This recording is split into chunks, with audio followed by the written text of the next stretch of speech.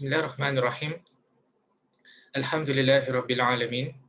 Allahumma salli wa sallim ala nabiyyina Muhammad wa ala alihi wa sahbihi ajma'in. Rabbi shrah li sadri wa yassir li amri wahlul 'uqdatam min lisani yafqahu qawli. Allahumma arinal haqqa haqqan warzuqna ittiba'. Ya Allah, tunjukkanlah kami yang benar itu adalah benar dan permudahkanlah bagi kami untuk mengikut kebenaran tersebut. Wa arinal batila batilan warzuqna ijtinabah. Ya Allah, tunjukkanlah kami yang batil itu adalah batil dan permudahkanlah bagi kami untuk menjauhkan diri daripada kebatilan tersebut. Wahdina limakhtulifa fihi minal haqqi bi'idnik. Bila kami petunjuk dalam isu-isu yang diperselisihkan dengan izinmu, innaka tahdi man tasha' ila sirati mustaqim. Sungguhnya engkaulah memberikan petunjuk kepada siapa yang kau inginkan ke jalan yang lurus. Na'udzu bikalimatillahi tammah min kulli syaitanin wahammah wa min kulli 'ainin lammah.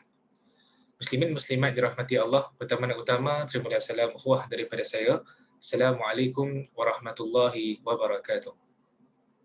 Selamat datang saya ucapkan kepada semua ke dalam sesi kita ke-16 dalam kita mengupaskan kitab Q&A Fiqh Perubatan. Hari ini merupakan kuliah kita yang terakhir dalam bulan Ramadan sebelum kita bertemu dengan bulan Syawal. Kita masih lagi berada pada bab yang ketiga. Dan hari ini insya-Allah Ta'ala kita nak khatamkan bab yang ketiga.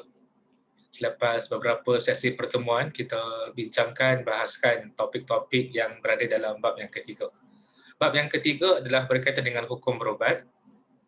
Dan sebelum saya masuk ke dalam satu perbincangan yang baru pada hari ini, izinkan saya untuk merumuskan poin yang penting yang kita kongsikan pada sesi kita yang lalu. Pada sesi yang lalu, kita membahaskan tentang isu hukum menggunakan alkohol. Adakah dibenarkan ataupun tidak digunakan alkohol dalam ubat-ubatan? Jadi kita simpulkan pada minggu lalu, fatwa yang dikeluarkan oleh para alim ulama yang berkaitan dengan alkohol ni, sama ada boleh ataupun tak boleh, dia perlu mengambil kira beberapa faktor. Pertama adalah cara dihasilkan. Adakah cara dihasilkan sama dengan proses membuat arak ataupun tidak? Yang kedua adalah tujuan dihasilkan. Yang ketiga adalah tujuan alkohol itu digunakan. Dan yang keempat adalah kewujudan alternatif. Sama ada tak alternatif yang lain yang halal. Jadi itu merupakan beberapa faktor yang perlu dipertimbangkan. Dalam sebahagian keadaan penggunaan alkohol dalam ubat-ubatan adalah tak dibenarkan. Dalam sebahagian keadaan menggunakan alkohol dalam ubat-ubatan adalah dibenarkan. Jadi para alim ulama bila mengubal fatwa perlu mengambil kira 4 faktor yang kita sebutkan sebentar tadi. Hari ini kita nak beralih kepada bahagian yang terakhir daripada bab yang ketiga. Dalam bahagian terakhir dalam bab ketiga ni ada lebih kurang 3 perbahasan penting yang kita nak kongsikan pada hari ini insya-Allah Ta'ala. Perbahasan yang pertama yang dibangkitkan oleh sang pengarang kitab ini iaitu Dr. Muhammad Rafiqi adalah berkaitan hukum berubat dengan menggunakan bahan yang mengandungi gelatin haiwan yang tidak disembelih. Jadi perbahasan yang pertama, boleh tak kita memanfaatkan ataupun memakan ubat-ubatan yang mana salah satu bahan yang digunakan untuk menghasilkan ubat-ubatan tersebut adalah gelatin. Itu merupakan perbahasan yang dibincangkan oleh sang pengarang kitab ini. Sang pengarang kitab ini sebelum dia membahaskan berkaitan dengan hukum penggunaan gelatin, dia terlebih dahulu mentakrifkan ataupun memberikan sedikit penjelasan tentang apa itu gelatin. Jadi menurut pengarang kitab ini, dia mengatakan gelatin adalah sejenis protein terbitan yang larut dalam air dihasilkan menerusi proses hidrolisis separuh ke atas kolagen. Dan menurut sang pengarang kitab ini, gelatin yang digunakan dalam menghasilkan ubat-ubatan kebiasaannya adalah dengan tujuan untuk menahan ubat-ubatan tersebut daripada rosak. Dan menurut observation ataupun pemerhatian sang pengarang kitab ini iaitu Dr. Muhammad Rafiqi, dia mengatakan Gelatin ni yang ada boleh dibahagikan sekurang-kurangnya kepada dua kategori. Gelatin jenis A dan gelatin jenis B. Gelatin jenis yang pertama dihasilkan, diambil daripada sumber haiwan seperti khinzir. Dan sebagaimana kita maklum, haiwan khinzir ni diharamkan oleh Allah Subhanahu Wa Taala dalam Al-Quranul Karim. Kita orang-orang Islam dilarang untuk makan daging khinzir kerana ada pengharaman yang jelas di dalam Al-Quranul Karim. Itu gelatin jenis yang pertama yang bersumberkan daripada binatang ataupun haiwan khinzir. Gelatin jenis B, gelatin jenis yang kedua pula, kata sang pengarang kitab ini, adalah gelatin yang dihasilkan, yang bersumberkan daripada tulang-tulang ataupun daripada kulit-kulit haiwan. Haiwan apa? Haiwan seperti lembu, kambing dan kerbau. Jadi sebagaimana kita maklum pula, binatang-binatang seperti lembu, kambing dan kerbau adalah halal dimakan. Jadi kita lihat sumber gelatin ni dia datang daripada binatang yang berbeza. Ada yang datang daripada binatang yang diharamkan oleh Allah Subhanahu Wa Taala seperti khinzir.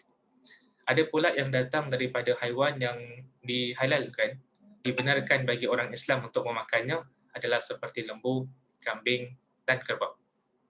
Jadi itu dua jenis gelatin dan adalah penting untuk para alim ulama untuk mengetahui jenis-jenis gelatin kerana ini ada kesan kepada pengeluaran hukum, ada kesan pada pengeluaran fatwa.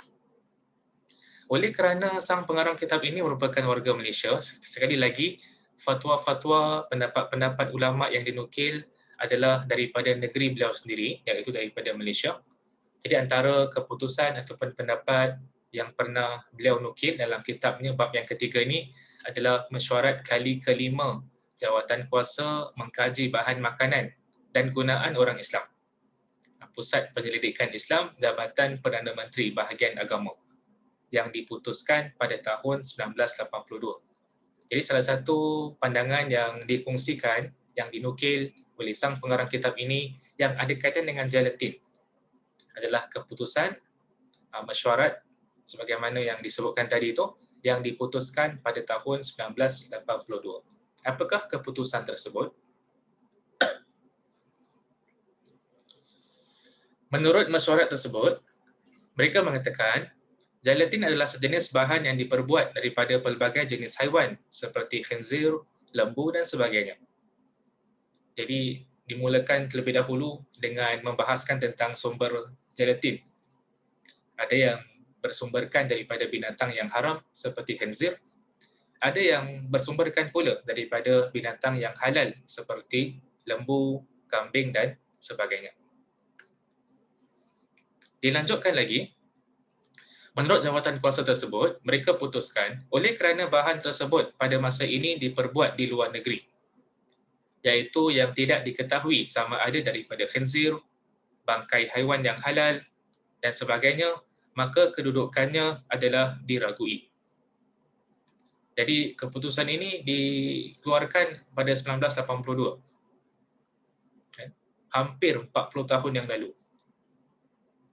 Jadi according to jawatan kuasa tersebut, oleh kerana bahan gelatin ni ataupun ubat-ubatan yang mengandungi gelatin yang diimport daripada luar negeri, maka tak dapat dipastikan sama ada gelatin yang digunakan adakah bersumberkan daripada binatang khinzir ataupun gelatin yang digunakan itu adalah bersumberkan daripada binatang yang halal dimakan. Oleh kerana tak dapat dipastikan, menurut jawatan kuasa tersebut adalah kedudukannya, status dia adalah diragui. Kerana tak dapat dipastikan apakah jenis haiwan yang digunakan, yang dimanfaatkan sumber gelatin tersebut. Justru jawatan kuasa tersebut mereka memutuskan pada tahun 1982 mengikut hukum syarak, jikalau sesuatu perkara itu diragui sama ada halal ataupun haram, maka ia terjatuh dalam perkara syubhat. Oleh itu hukumnya adalah haram. Jadi menurut jawatan kuasa tersebut, oleh kerana tak dapat dipastikan gelatin tersebut adakah diambil daripada sumber haiwan, binatang yang haram ataupun daripada binatang yang halal, seperti kambing, lembu, kerbau dan sebagainya, maka dia termasuk dalam kategori syubhat, the grey area yang diragui. Dalam hadis Nabi SAW, Nabi pernah menyebutkan yang halal itu adalah jelas, yang haram itu adalah jelas. Dan antara keduanya ada perkara-perkara yang diragui, mushtabihat, yang diragui tentang kehalalannya dan diragui juga tentang sama ada dia diharamkan ataupun tidak.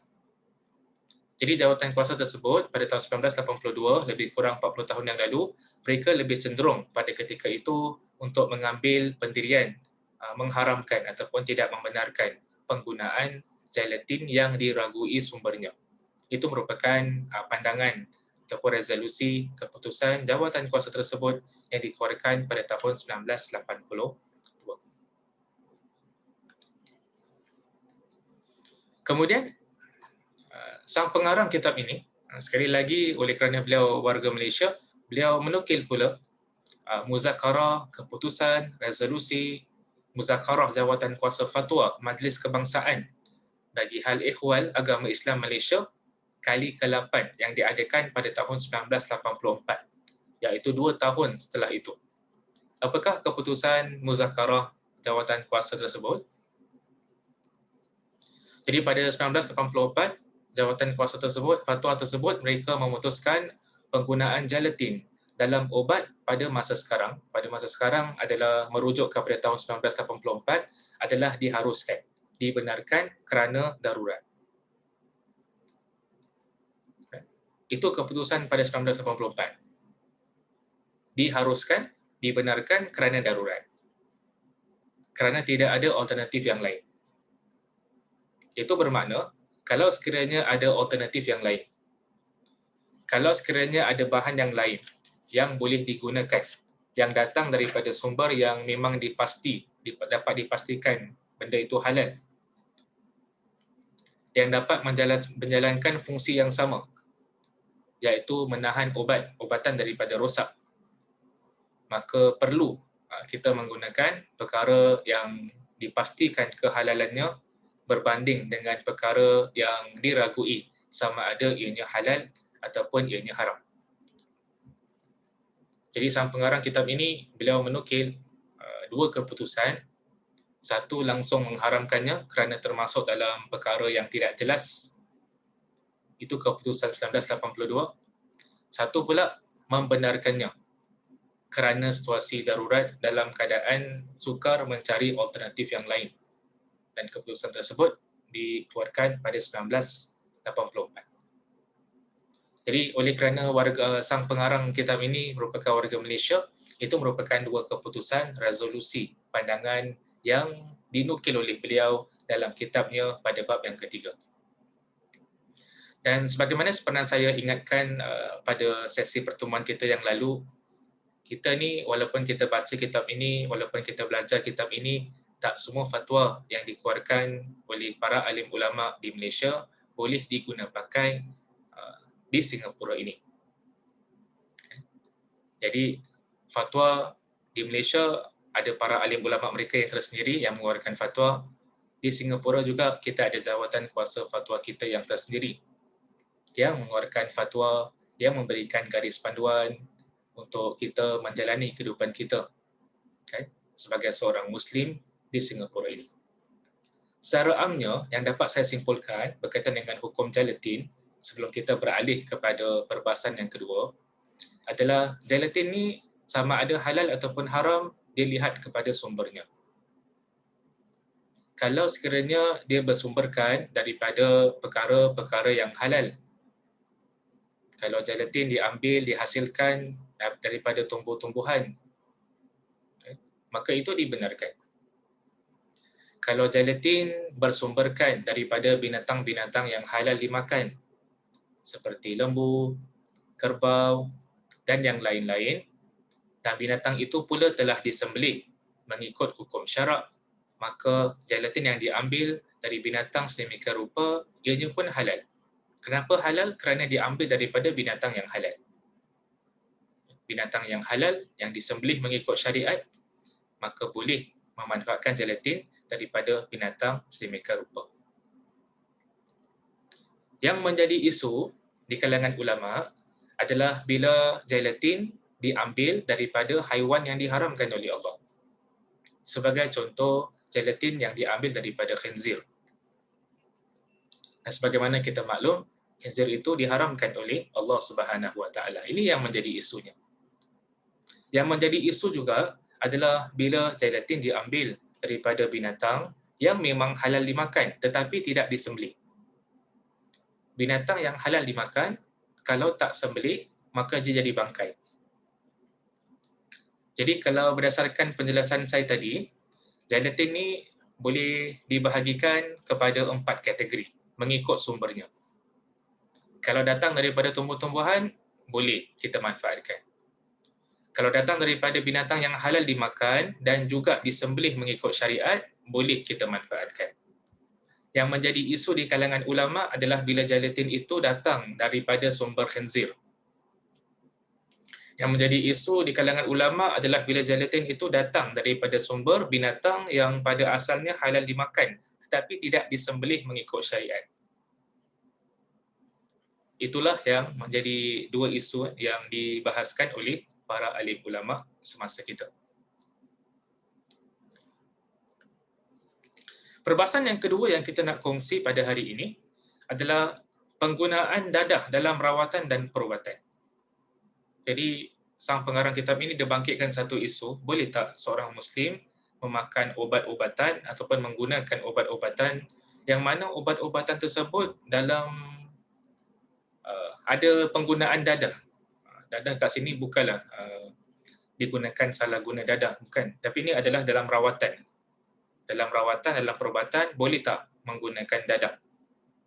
Dan kata sang pengarang kitab ini, memang di sana ada sebahagian drugs ataupun dadah yang memang ada kaitan digunakan sebagai rawatan dan digunakan sebagai perubatan.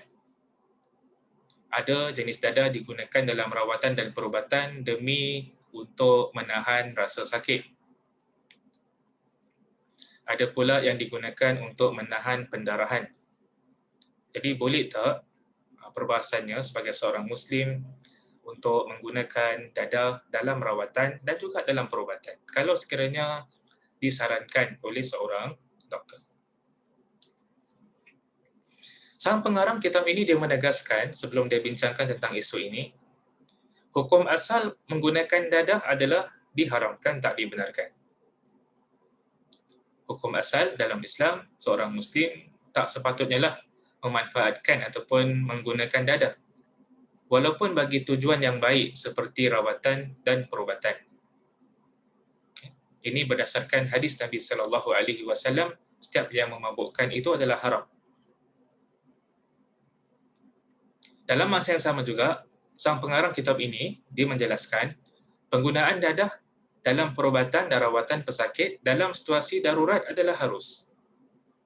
Walaupun hukum asalnya adalah tak dibenarkan, tapi dalam keadaan darurat adalah harus, adalah dibenarkan.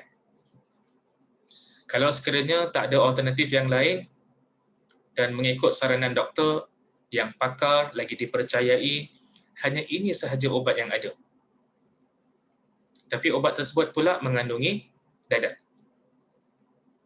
Boleh tak dimanfaatkan? Hanya boleh dimanfaatkan dalam keadaan darurat. Ini berdasarkan sepotong kaedah ataupun sebuah kaedah yang disebut oleh para alim ulama kita, ad-darurat tubihul mahzurat. Keadaan darurat mengharuskan, membenarkan perkara-perkara yang dilarang di dalam Islam. Dalam masa yang sama juga, perlu rujuk kepada golongan yang pakar. Sebelum kita mendakwa ini adalah keadaan darurat, harus rujuk kepada golongan doktor perubatan yang memang mahir, yang dipercayai, yang mahir berkaitan ubat-ubatan. Adakah betul dalam bagi penyakit tersebut, ini sahaja option yang ada? Adakah betul ini sahaja ubat-ubatan yang ada untuk pasien ni bagi jenis penyakit yang dialaminya? Ataupun di sana ada alternatif ubat-ubatan halal yang lain yang mana keberkesanannya pun sama.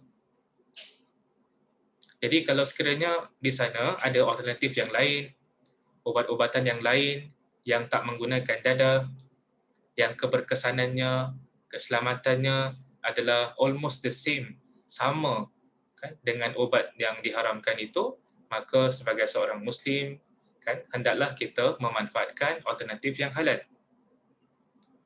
Kita hanya menggunakan ubat-ubatan yang diharamkan dalam keadaan darurat sahaja, dalam keadaan tidak ada alternatif halal yang lain. Perbahasan yang ketiga yang disebutkan oleh sang pengarang kitab ini, beliau menjelaskan tentang rasional, tidak boleh berubat dengan benda yang haram. Dibahaskan kenapa sebagai seorang Muslim ni kita tak dibenarkan bila mencari rawatan, bila mencari obat, kenapa kita tidak dibenarkan untuk berobat dengan perkara-perkara yang diharamkan oleh Allah Subhanahu Wa Taala. Yang pertama kata sang pengarang, Allah Subhanahu Wa Taala mengharamkan perkara tersebut supaya manusia menjauhi dan menghindarkan diri daripada perkara yang haram.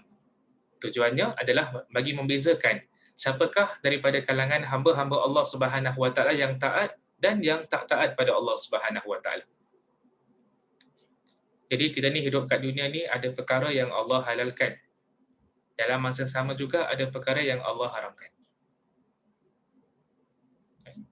Tugas kita sebagai hamba Allah Subhanahu Wa Taala adalah kita sepatutnya berusaha bersungguh-sungguh untuk menjauhkan diri daripada perkara-perkara yang diharamkan oleh Allah Subhanahu Wa Taala.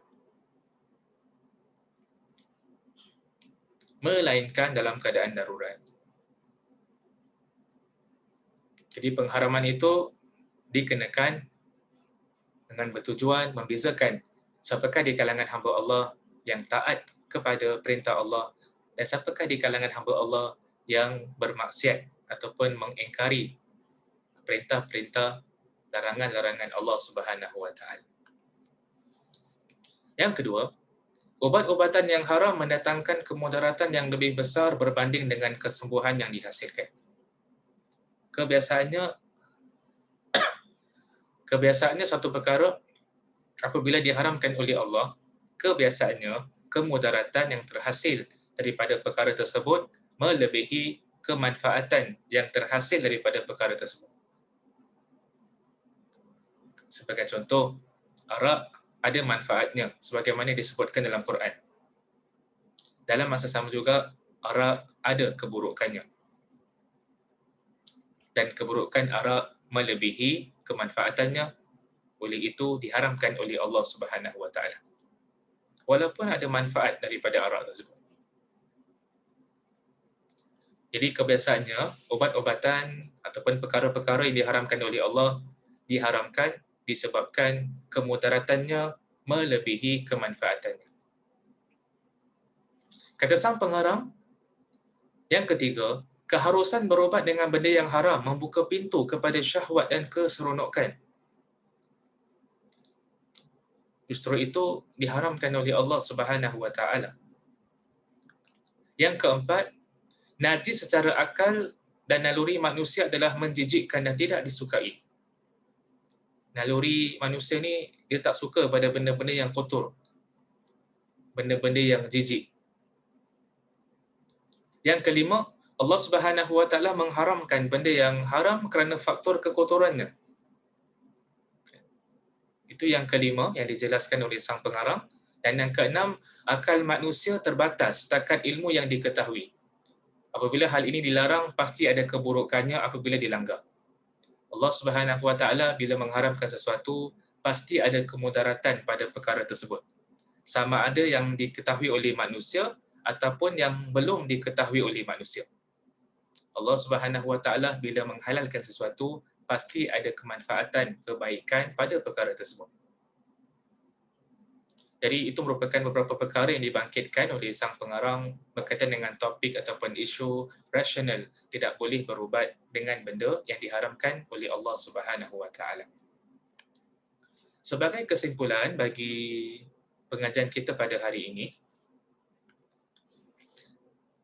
kita bahaskan tentang hukum menggunakan gelatin dalam ubat-ubatan. Hari ini kita membahaskan tentang hukum menggunakan dadah, sebahagian dadah dalam rawatan dan perubatan. Maka apa yang boleh kita simpulkan? Ada beberapa perkara yang saya ingin simpulkan. Pertama sekali adalah wajib berikhtiar bagi mencari dan mendapatkan ubat yang halal ketika berubat. Sebagai seorang Muslim, kita hendaklah berusaha sedaya mungkin untuk mencari ubat-ubatan yang halal. Sama seperti makanan dan minuman, kita makan, minum benda-benda yang halal. Begitu juga ubat-ubatan. Kita wajib berikhtiar, berusaha bersungguh-sungguh untuk mencari ubat-ubatan yang halal kalau sekiranya kita ditimpa sakit. Yang kedua, keharusan untuk berubat dengan benda yang haram hanyalah pada ketika darurat sahaja. Hukum asal yang mengharamkan ubat-ubatan yang ada bahan-bahan yang haram, boleh tak berubah hukumnya? Boleh. Dalam keadaan apa? Dalam keadaan darurat. Sebagaimana kita kongsikan tadi, ada kaedah fiqh yang berbunyi ad-darurat tubihul mahzurat. Keadaan darurat membenarkan perkara-perkara yang dilarang oleh Allah Subhanahu wa taala. Itu yang kedua. Yang ketiga, ketentuan tentang keadaan darurat seseorang yang menggunakan benda-benda yang haram mestilah diputuskan oleh seorang doktor Muslim yang adil, amanah dan mahir dalam bidang perubatan. Jadi sebelum kita nak mengatakan ini situasi darurat, hendaklah kita merujuk kepada golongan doktor perubatan yang adil, yang amanah, yang mahir dalam bidang perubatan. Doktor sedemikian rupalah yang dapat menjelaskan kepada kita. Kita menghadapi satu penyakit, apakah options yang ada? Apakah jenis rawatan yang ada? Apakah jenis obat-obatan yang ada? Kalau sekiranya di sana ada alternatif yang halal, obat-obatan yang halal, yang tidak mengandungi unsur-unsur yang diharamkan oleh Allah Subhanahu wa taala, dan keselamatan serta keberkesanannya adalah hampir sama ataupun lagi baik daripada perkara yang diharamkan oleh Allah Subhanahu wa taala, hendaklah kita mendahulukan obat-obatan yang bebas daripada bahan-bahan yang haram. Jadi sebelum kita dakwa ini situasi darurat ataupun tidak, perlu rujuk kepada golongan yang pakar. Allah Subhanahu wa taala sebut dalam Quran, fas'alu ahla dzikri in kuntum la ta'lamun. Bertanyalah kepada ahli ilmu kalau sekiranya kamu tidak mengetahui. Yang keempat yang juga terakhir, umat Islam mestilah berusaha bersungguh-sungguh mewujudkan obat alternatif yang halal. Jadi bagi mereka yang mempunyai ilmu pengetahuan, bagi mereka yang memang termasuk dalam golongan yang pakar, kalau sekiranya mereka boleh mewujudkan ubat-ubatan alternatif yang halal, yang bebas daripada bahan-bahan yang diharamkan oleh Allah Subhanahu wa taala, maka hendaklah dilakukan. Jadi ini memerlukan kepada kepakaran untuk melakukan benda sedemikian rupa. Itu merupakan perkara-perkara yang ingin saya kongsikan pada hari ini. Kalau sekiranya ada kebenaran dalam apa yang saya sampaikan, itu datang daripada Allah Subhanahu wa taala. Kalau sekiranya ada kekurangan, kesilapan, kesalahan dalam penyampaian ini, itu datang daripada diri saya sendiri. Saya minta ampun kepada Allah dan saya bertaubat kepadanya. Kita tutup dengan tasbih kafarah. Subhanakallahumma wa bihamdika asyhadu an la ilaha illa anta astaghfiruka wa atubu ilaik.